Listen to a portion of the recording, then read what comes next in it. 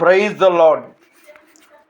ఈరోజు మార్చ్ 26వ తారీఖు 2025 సంవత్సరం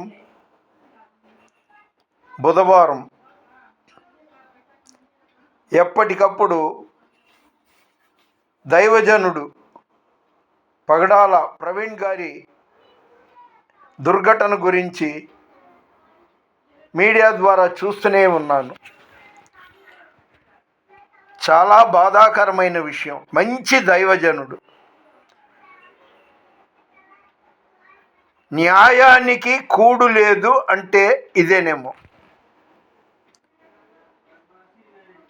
ఇంత ఘోరం జరుగుతున్నా కూడా పాలకులు స్పందించట్లేదు. సరే, వాళ్ళ సంగతి అలా ఉంచుదాం, వాళ్ళు లోకస్తులు. రాజమండ్రిలోనే సేవకులు స్పందించాలా? ఎక్కడికి వెళ్ళారండి ఈ రెవరెండ్లు, డాక్టర్లు, బిషప్పులు?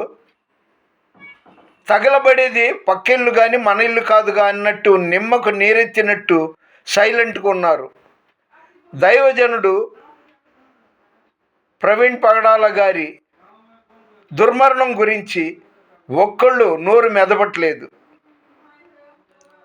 ఇక కొన్ని మీడియాలు ఒక వర్గానికే కొమ్ము కాస్తాయి కాబట్టి దాన్ని వదిలేయండి. మనం లోకం నుండి వేరుపరచబడ్డ వాళ్ళం. దైవ సేవకులు పిహెచ్డీలు చేశాను, నేను క్రైస్తవ నాయకుడిని, క్రైస్తవులకి అన్యాయం చేస్తే నేను ఎంతటికైనా తెగిస్తాను అన్న నాయకులు, ఘనాపార్టీలు ఎక్కడికి వెళ్ళారండి? ఎక్కడ ఎలాంటివి ఉండట్లా. ఒక దశలో నిన్న ఒక వీడియో చూశాను. ఏఐసిసి నాయకులు వాళ్ళ ఏరియాల్లో ప్రవీణ్ పగడాల గారి ఫ్లెక్సీ బోర్డులు పెట్టి నిరసన తెలపాలని. ఇదంతా జరిగే పని కాదండి. ఏనాడో నేను సుమారు 16 సంవత్సరాల క్రితం కొందమాల్లో, ఒరిస్సా కొందమాలు ఆ ప్రాంతాల్లో జరిగినప్పుడు 60 ఏళ్ళు వయసు ఉన్నవాడు, 65 ఏళ్ల వయసు అప్పుడు నాకు, ఇప్పుడు 77. ఆ క్రైస్తవ నాయకులు పిలవగానే వెళ్ళి సబ్ కలెక్టర్ ఆఫీసులో ధర్నాలో పాల్గొన్నాను. అనేక కార్యక్రమాల్లో, ఆందోళనల్లో పాల్గొన్నాను.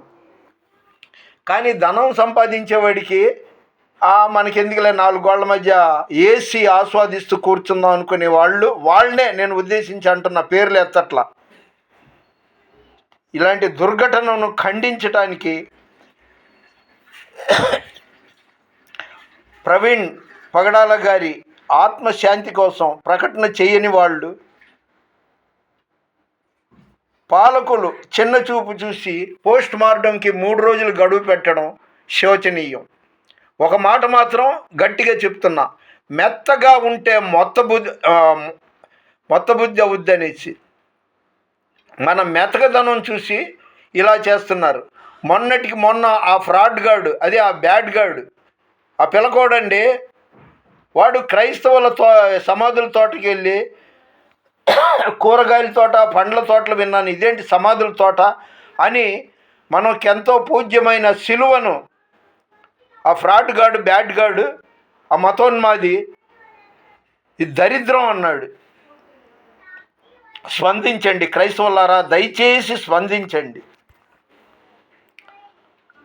ఈ సువార్త మూయబడన్, ఈ సువార్త మూయబడన్,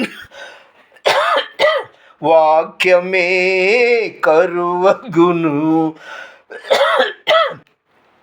వాక్యమే కరువగును, యేసు రాజుగా వచ్చుచున్నాడు, భూలోకమంతా తెలుసుకుంటారు. ఏమంటే, సిగ్గన్నా ఉండాలండి. సొంత గృహం లేని నేను 21 షర్ట్ల మీద యేసుక్రీస్తు మహాదేవుడు, యేసుక్రీస్తు యూదా గోత్రపు సింహము, ఆయన రాజులకు రాజు, నీలో ఉన్నవాడు లోకంలో ఉన్నవాని కంటే గొప్పవాడు, ఇలాంటి విభిన్నమైన వాక్యాలను నా 21 షర్ట్ల మీద ఎంబ్రాయిడరీ చేయించి బహిరంగంగా తిరుగుతున్నా. చాలామంది సేవకులు అన్నారు, 2 తెలుగు రాష్ట్రాల్లో ఇలాంటి పద్ధతిలో ఇలా షర్ట్ల మీద వాక్యాలు పెట్టుకుని తిరిగిన వాళ్ళు మీరు ఒక్కళ్ళేనండి అని. అందుకు నేను మురిసిపోట్లా. వృద్ధాప్యంలో ఉన్న నా ధైర్యాన్ని చూసైనా మీలో కొందరు రెవరెండ్లు, డాక్టర్లు, బిషప్లు అనబడే వాళ్ళు గిరిగీసుకొని కూపస్థ మండుకంలాగా, అంటే బావిలో కప్పలాగా, ఇది నాకు సంబంధించింది కాదు అన్నట్టుగా ఉండడమే మనలో అనైక్యతగా తెలిసిపోతుంది. 133వ కీర్తన పాటికి 10 సార్లు, అది పాస్టర్ ఫెలోషిప్లో కానీ సదస్సుల్లో కానీ పెదాలతో రమ్యంగా మాట్లాడతారు. సహోదరులో ఐక్యత కలిగి ఉండుట ఎంత మేలు, ఎంత మనోహరం అని. అది ఆయన పలానా సంఘానికి సంబంధించింది, ఈయన పలానా డినామినేషన్. ఈ రోగమే మనల్ని కోడుతుంది. అపోస్తులు 10:36లో డినామినేషనల్ సంగతి కాదు, యేసుక్రీస్తు అందరికీ ప్రభువు అని ఉంది. ఇప్పటికైనా స్పందించండి. అది పోస్ట్ మార్టం జరిగే ఎమర్జెన్సీ మెడికల్ వార్డు దగ్గర ఆందోళన చేస్తున్న క్రైస్తవ నాయకుల్ని చూశాను వీడియోల్లో. ఎంత బాగుందండి! ఆ స్పందన అందరిలో ఉండాలండి. ఆది అపోస్తలుడు తోమా గారు ఆయన్ని చైనా దేశంలో హతసాక్ష్యం చేశారు, చంపారు. మనం ఇలా సరిపెట్టుకోవాలన్నమాట. చెన్నైలో కాదు, సెయింట్ థామస్ గారిని చైనాలో చంపేశారు. అలాగే సుమారు 15-20 సంవత్సరాల క్రితం అనుకుంటా, విదేశీ దైవజనుడు తన సంతానంతో కారులో పడుకొని ఉంటే పెట్రోల్ పోసి సజీవ దహనం చేసిన దుర్మార్గులు, నీచులు. వాళ్ళు ఏ పాకిస్తాన్లోనో లేకపోతే మరే దేశం వాళ్ళు అయ్యి ఉంటారు, రష్యాలోనో అయ్యి ఉంటారు, మన దేశంలో కాదండి. కొందమాల్, ఒడిస్సా, మణిపూర్లో, మన భారతదేశంలో జరగలేదండి. మన భారతీయుల్లో చాలామంది సహోదర భావం కలిగిన వాళ్ళు. కళ్ళు తెరవండి నా క్రైస్తవ సహోదరులారా. కాటికి కాళ్ళు జాచుకున్న నేను ధైర్యంగా ప్రతి బట్టల మీద ఇదిగో నేను సేవకుడిని, గొప్పవాడిని, భక్తుడిని అన్నట్టు కాదు, ఒక క్రైస్తవుడిగా ఇతను ఈ బట్టలు ధరించిన ఆయన అన్నట్టుగా ఎవరు ఏమన్నా అనుకోని అంత ధైర్యంగా వాక్యాన్ని ఛాతీ మీద, వీపు మీద, నా బట్టల మీద ఎంబ్రాయిడరీ చేయించుకొని తిరుగుతుంటాను. ఎప్పుడు ఏం జరుగుతుందో తెలియదు. కాబట్టి ఇకనైనా స్పందించండి. 3 రోజులు ఏంటంటే 3 రోజుల పోస్ట్ మార్టంకి అదేంటంటే సిఐడి ప్రత్యేక దర్యాప్తు అంటున్నారు. ఇదంతా ఏంటంటే పాలకుల్లో ఒక వర్గం చాప కింద నీరులాగా వాళ్ళ పనులు వాళ్ళు చేసుకుంటూ వెళ్తున్నారు. 2 తిమోతి 3వ అధ్యాయం 1వ వచనంలో అంత్య దినములలో భయంకరమైన ప్రమాదకరమైన కాలాలు వస్తాయనేసి ఉంది. 2 తిమోతి 3వ అధ్యాయం 1వ వచనం. అదేవిధంగా అదే 2 తిమోతి 3వ అధ్యాయం 12వ వచనంలో యేసుక్రీస్తునందు సద్భక్తి గలవారు హింసను పొందుదురు. హింస ఏమంటే బైబిల్లో భూత భవిష్యత్ వర్తమానాలు, జ్ఞానం, వివేకం అన్నీ మనకి కనిపిస్తాయండి. మనం దాన్ని ఉపయోగించుకోవట్లేదు. ఆ పరిశుద్ధ గ్రంథం 2 అంచులు వాడి అయిన పదునైన ఖడ్గం కంటే వాడి అయింది. అందులోని వాక్యాలు, అది సజీవమైన బైబిల్ అన్నమాట. దేవుడు మాట్లాడుతున్నాడు. చూడండి, ఈ మాట ఒక్కసారి మీరు మళ్ళీ మననం చేసుకోండి. 2 తిమోతి 1వ అధ్యాయంలో అంత్య దినములలో భయంకరమైన దుర్దినాలు వస్తాయని ఉంది. 12వ వచనంలో యేసుక్రీస్తునందు సద్భక్తి, నిజమైన భక్తి, బలమైన భక్తి, బిల్డింగులు, అపార్ట్మెంట్లు, కార్లు సంపాదించుకునే రోజులు కాదని గేహాజీతో ప్రవక్త చెప్తాడు. మనం అంత్య దినాల్లో ఉన్నాం. మరొక్కసారి గుర్తు చేసుకోండి. నా ఆవేదన, నా ఆందోళన ఏంటంటే, ఇవాళ ఒకరికి జరిగితే కేవలం ఒక 100 మంది లేదా 1000 మంది, 2000 మంది స్పందిస్తే వీళ్ళ బలం ఇంతే అనేసి దుర్మార్గులు, మూర్ఖులు, మతోన్మాదులు, క్రైస్తవ వ్యతిరేకులకి ఇంకా లోకు అయిపోతాం. ఇప్పటికైనా కళ్ళు తెరవండి నా ప్రియ క్రైస్తవులారా, క్రైస్తవ నాయకులారా. మరి ఘనాపాటి నాయకుల్ని అని చెప్పుకునే వాళ్ళు విజయవాడలో కొందరు ఉన్నారు.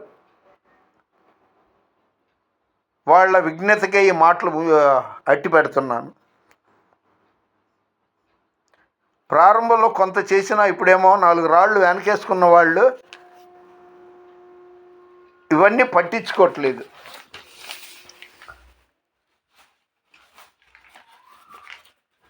ఆయన రోషం గల దేవుడు.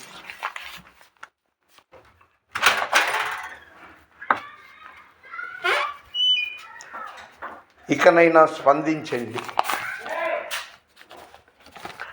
క్రైస్తవుడికి ఎక్కడికి వెళ్ళినా కూడా ఆటంకాలే.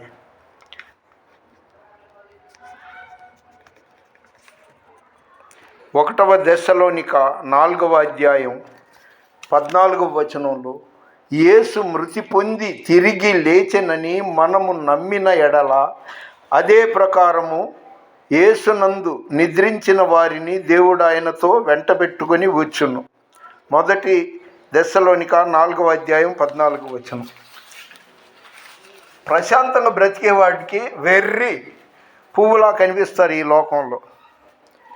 భక్తిహీనులకి, భుక్తి కోసం బతికే వాళ్ళకి యేసు అన్నా, నిజమైన భక్తులన్నా, క్రైస్తవులన్నా వేళాకోళంగా ఉంటుంది.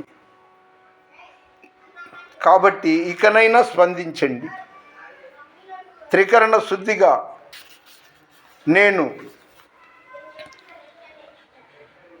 ఆ ఊరేగింపులో పాల్గొనాలని, ఆ ఆందోళనలో పాల్గొనాలని మనస్ఫూర్తిగా ఎదురు చూస్తున్నా. అగ్గి లాంటి, నిప్పు లాంటి భయంకరమైన ఈ ఎండలో 10 అడుగులు నడిస్తేనే గీర వచ్చేస్తుంది. మరి వయసు పైబడ్డ నాకు రాజమండ్రి వెళ్ళాలి, ఆ ఆందోళనలో పాల్గొనాలి. అందులో నేను కూడా నా వంతు పాల్గొనాలి, ఆందోళన చేయాలి అనే ఆశ కలిగి ఉన్నాను. దైవజనుడు ప్రవీణ్ పగడాల గారి ఆత్మ శాంతి కోసం, ఆయన కుటుంబ ఓదార్పు కోసం నేను ప్రార్థన చేస్తూనే ఉన్నాను. మీకు న్యాయం చేస్తాం, అది చేస్తాం, ఇది చేస్తాం ఏవో చెప్తుంటారు. కానీ మన వంతు బాధ్యతగా ప్రతి క్రైస్తవ నాయకుడు డినామినేషన్ భేదం లేకుండా అందరూ స్పందించి అడుగు ముందుకు వేసి ఈ కార్యక్రమాన్ని, ఆ ఆందోళనను ఉధృతం చేయాలి. క్రైస్తవుల సత్తా ఏంటో లోకానికి తెలియజేయాలి.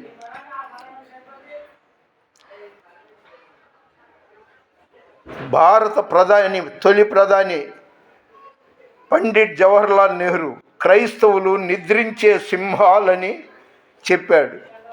అదే మనం మేల్కొంటే ఏంటో మతోన్మాదులకి, క్రైస్తవ వ్యతిరేకులకి తెలియాలంటే ఇదే మంచి తరుణం.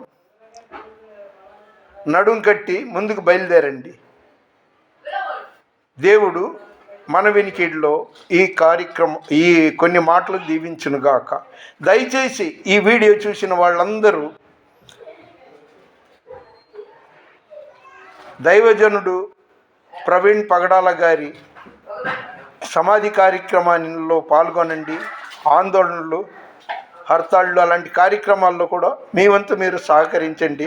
మన సత్తా లోకానికి తెలియజేద్దాం. మన వినికిడిలో దేవుడి కొన్ని మాటలు దీవించును గాక. దేవుని పరిచర్యలో మీ రత్నం ఫ్రాన్సిస్. God bless you.